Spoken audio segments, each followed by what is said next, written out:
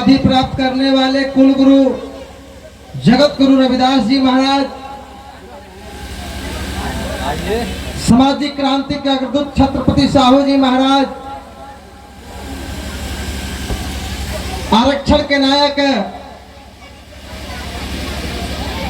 राष्ट्रपिता ज्योतिबा फूले साहब, शिक्षा की देवी माता सावित्रीबाई फूले, बिरसा मुंडा साहब, माता फातिमा शेख, इस देश के करोड़ों शोषित अपेक्षित वर्गों के मसीहा, गांधी के प्राणदाता, भारत के भाग्य विधाता, परम पूज्य बोधिसत्व संविधान निर्माता बाबा साहब डॉक्टर बी.आर. अम्बेडकर साहब के चरण कमलों में श्रद्धा का सुमन अर्पित करते हुए बहुजन राजा, युग पुरुष, युग परिवर्तक मनोहर कांसी राम साहब के चरणों में श्रद्धा का सुमन अर्पित करते हुए आज 15 अगस्त स्वतंत्रता दिवस के शुभ अवसर पर रवि चिंतन कुमार उर्फ रवि कुमार जी का जन्मदिन मनाया गया। उनके जन्मदिन के अवसर पर इस मंच पर मंचासीन कुछ लोग चले गए। इस मंच पर मंचासीन भाई इंद्रजीत कुमार जी, प्रतिनिधि नगर पंचायत मोहनिया सह भाई प्रत्याशी मोहनिया विधानसभा, इस कार्यक्रम में उपस्थित सिद्धार्थ प्राण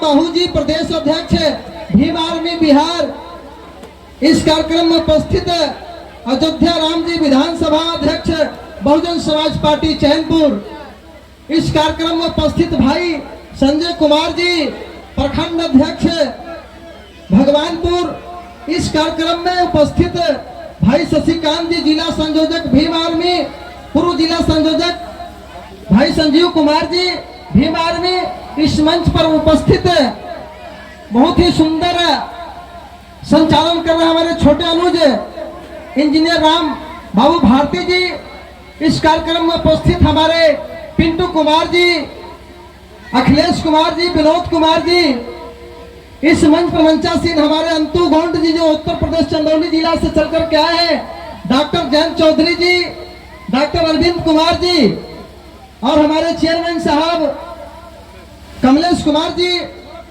इस कार्यक्रम में उपस्थित हमारे साथी बड़े भाई राजू कुमार जी, हमारे मीडिया के बंधु, हमारे अजीज मित्र भाई दिनेश कुमार जी, श्याम सुंदर जी, एवं इस कार्यक्रम में उपस्थित सभी सम्मानित इस गांव के जनमानस, बुद्धिजीवी, गार्जियन, माताएं, बहनें, नौजवान साथियों, मैं आप लोगों का इस रवि चिंतन बाबू के जन्मदिन के अवसर पर एवं इस देश के जन्मदिन के अवसर पर, आज ही के दिन भारत अंग्रेजों के चंगुलों से आजाद हुआ, आज उस स्वतंत्रता दिवस के अवसर पर मैं इस मंच के माध्यम से इस जन्मदिन के अवसर पर आप लोगों का हार्दिक स्वागत, अभिनंदन, वंदन, चंदन, जय भीम, जय भारत करता हूं। साथियों, आज का जो दिन है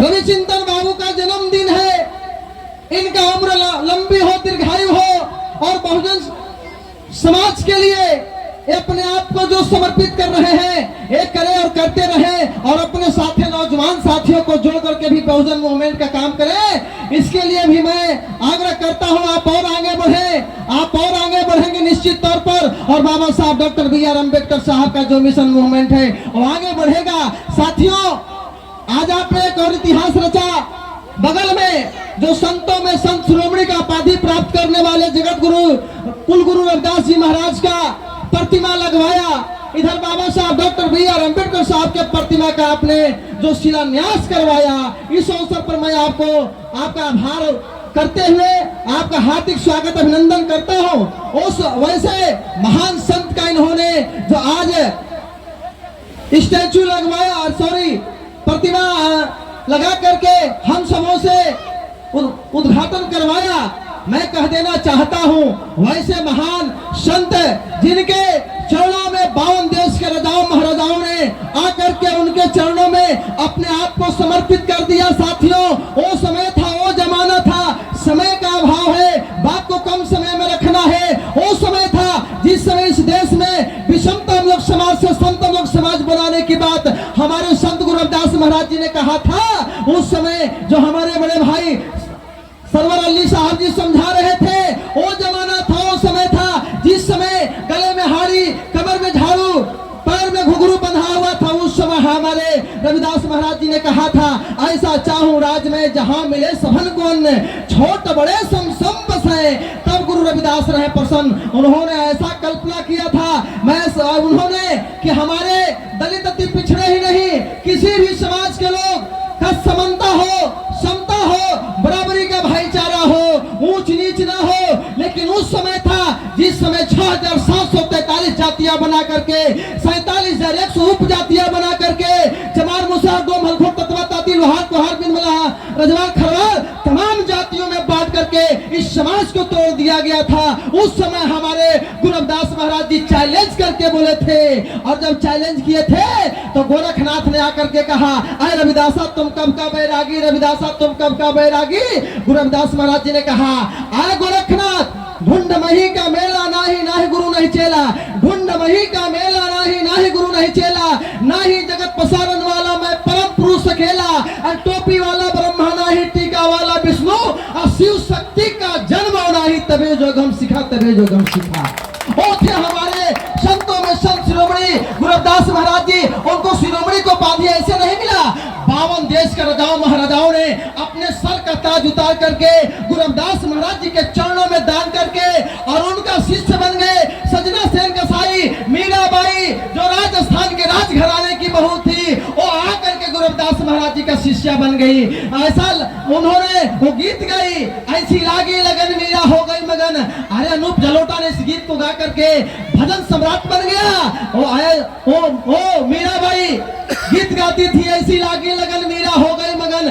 गली गली हरि गुण गाने लगी। साथियों, लंबी बात है, लंबी कहानी है। बाबा साहब डॉक्टर B.R. अम्बेडकर साहब ने वो अपने सभी संतों, गुरु महापुरुषों, राष्ट्रपिता ज्योतिबा फूले से लेकर के, माता सावित्रीबाई फूले से लेकर के, जगत गुरुदास महाराज जी से लेकर के, तथागत गौतम बुद्ध भगवान से लेकर के, सारे महापुरुषों के जीवनों को अध्ययन करके इन्होंने संविधान को जब तैयार किया तो बाबा साहब डॉक्टर B.R. अम्बेडकर साहब संविधान को तैयार करने के लिए सारे महापुरुषों का अध्ययन करने के बाद, सारे धर्मों का अध्ययन करने के बाद, मैंने बताया 6743 जातियां में उपजाति बना दिया गया, 47,100 उपजाति बना दिया गया।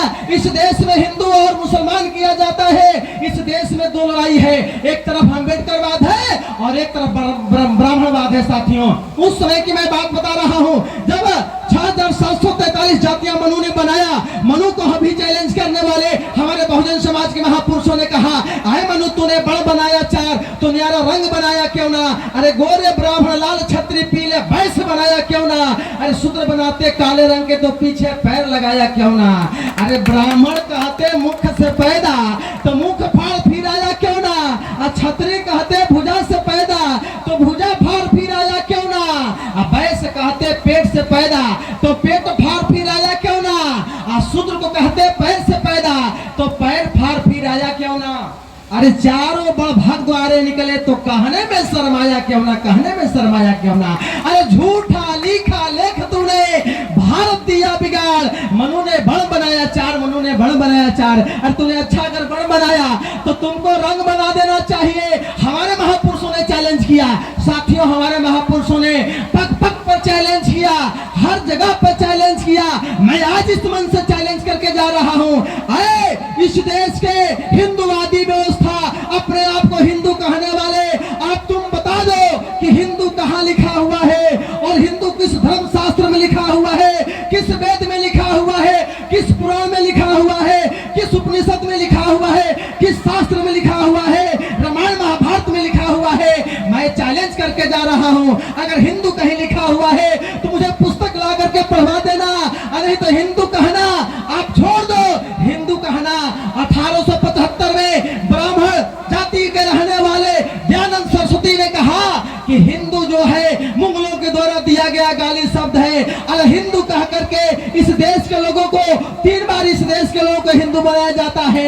अरे गाली शब्द दे करके आप जो हिंदू का नारा दे करके और हिंदू अपने आप को कह करके इस देश का सत्ता में आ जाते हो।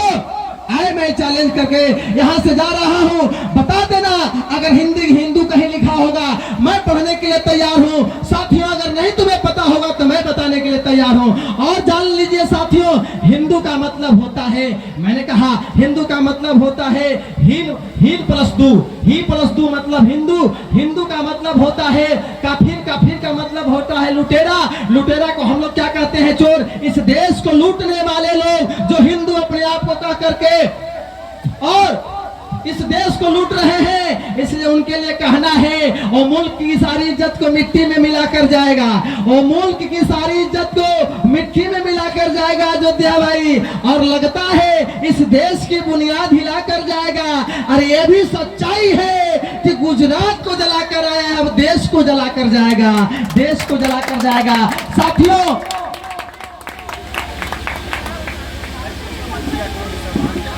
भी भारतीय था और आज भी भारतीय हूं और मैं कल भी भारतीय रहूंगा।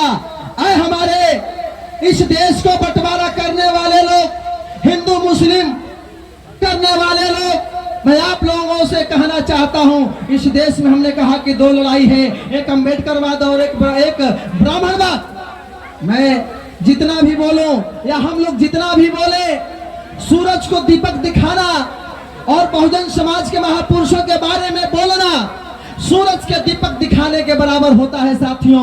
सूरज को दीपक दिखाना और बाबा साहब और बहुजन समाज के महापुरुषों के बारे में बोलना दीपक दिखाने के बराबर होता है साथियों। बाबा साहब डॉक्टर बी.आर. अम्बेडकर साहब का जीवनी आप लोगों ने पढ़ा है, आप लोगों जानते हैं साथियों। बाबा साहब डॉक्टर बी.आर. अम्बेडकर साहब 1917 से लेकर के 1956 तक का उनका जो जीवनी का संघर्ष रहा साथियों, मैं एक दो बात बता करके अपने वाणी को विराम दूंगा। साथियों, बाबा साहब डॉक्टर बी.आर. अम्बेडकर साहब जब 1917 से लेकर के 1956 के बीच में जब आग की तरह जल रहे थे और उस जलते हुए आग में इन्होंने जो इस देश के लिए, इस देश के दलित पिछड़े और शिक्षक समाज और स्वजन समाज के लिए जो इन्होंने संविधान दिया, बाबा साहब डॉक्टर बी.आर. अम्बेडकर साहब 1933 में जब इस देश में पता चला ब्रिटिश हुकूमत को कि हमें भारत को छोड़ करके जाना है, तो इसी देश के रहने वाले हिंदुओं और कहा जाता है हिंदुओं के बड़े नेता मदन मोहन मालवीय ने कहा कि आप तो इस देश को छोड़ करके चले जाएंगे, लेकिन आप हमारे इस देश के लिए एक यूनिवर्सिटी का व्यवस्था करके जाइए।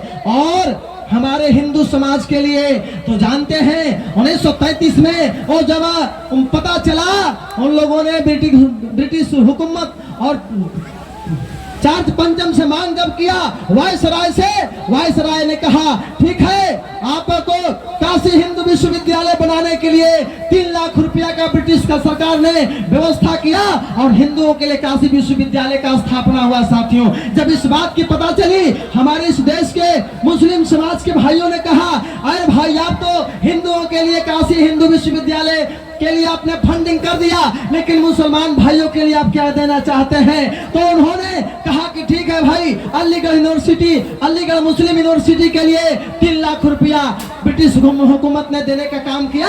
उसी समय बाबा साहब डॉक्टर बी.आर. अम्बेडकर साहब ने अपने दलित समाज के लिए कहा अरे भाई, आप तो मुसलमान को दिए, हिंदू को दिए, अरे हमारे समाज के लोगों को क्या दिए, हमको क्या दिए? हमारे भी समाज के नौजवान पढ़े लिखे नहीं, हमारे भी समाज के नौजवानों को शिक्षा चाहिए, व्यवस्था चाहिए। तब जाकर के ब्रिटिश हुकूमत ने कहा आपके समाज के लोगों को मैं ऐसा चीज देना चाहता हूं, आप अपने तरफ से जितने नौजवानों को दे दीजिए, मैं विदेश अपने यहाँ भेज करके पढ़ाने का काम करूंगा। और जाकर के बाबा साहब डॉक्टर बी.आर. अम्बेडकर साहब ने 16 लोगों को भारत से भेजे और 16 लोग जब गए तो जाकर के पढ़ करके जब आए तो एक आदमी विदेश में रह गया और 15 आदमी जब भारत आया तो सबसे पहले आकर के और जाकर के ब्राह्मणवादी व्यवस्था के मंदिरों में जब माथा टेकने का काम किया, तो बाबा साहब ने कहा, उसी समय बाबा साहब ने कहा कि मुझे पढ़े लिखे लोगों ने धोखा दिया, मुझे पढ़े लिखे लोगों ने धोखा दिया। इसलिए कहा कि मैं जिसको भेजता हूं पढ़ने के लिए, जब वो आकर के हिंदुवादी व्यवस्था के मंदिरों में जब माथा टेकता है तो आगे क्या होगा कौन जानता है। तब बाबा साहब ने पुस्तक लिखा कि मुझे पढ़े लिखे लोगों ने धोखा दिया। साथियों, बाबा साहब डॉक्टर बी.आर. अम्बेडकर साहब जब संविधान को तैयार कर लिए थे, संविधान को तैयार करने के बाद इस संविधान को टाइप करने के लिए 3 प्रति में खोज रहे थे, दलित बाइकआउट से लोग मिल जाए।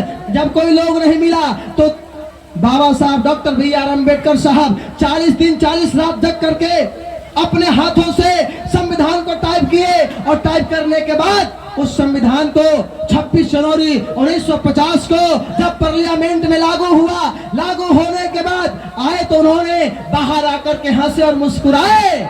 तो कृपलानी आया, ब्राह्मणवादी व्यवस्था का पोषक, कहा है अम्बेडकर आज बड़ी खुशी नजर से दिख रहे हो, क्या बात है? बाबा साहब डॉक्टर B.R. अम्बेडकर ने कहा, आए कृपलानी, आज मैं इसलिए खुशी नजर से दिख रहा हूँ कि आज मैं उस रानी के पेट का ऑपरेशन कर दिया हूँ। अब रानी के पेट से कोई पैदा नहीं लेगा, अब अगर कोई पैदा लेगा तो मत पेटी से पैदा लेगा, इसलिए मैं खुशी नजर से दिख रहा हूँ। बाबा साहब डॉक्टर B.R. अम्बेडकर साहब ने कहा, आए कृपलानी, जिस दिन हमारे बहुजन समाज के लोग अगर पढ़ लिख करके तैयार हो जाएगा मेरा समाज, तो तुम्हारे समाज के लोग हमारे समाज के लोगों के पैर के जूता का फीता बांधने के लिए मजबूर हो जाएंगे। बाबा साहब डॉक्टर B.R. अम्बेडकर साहब ने जवाब दिया। आए हमारे नौजवान साथियों, मुझे इस बात को कहने की जरूरत इसलिए पड़ी, काफी समय हो गया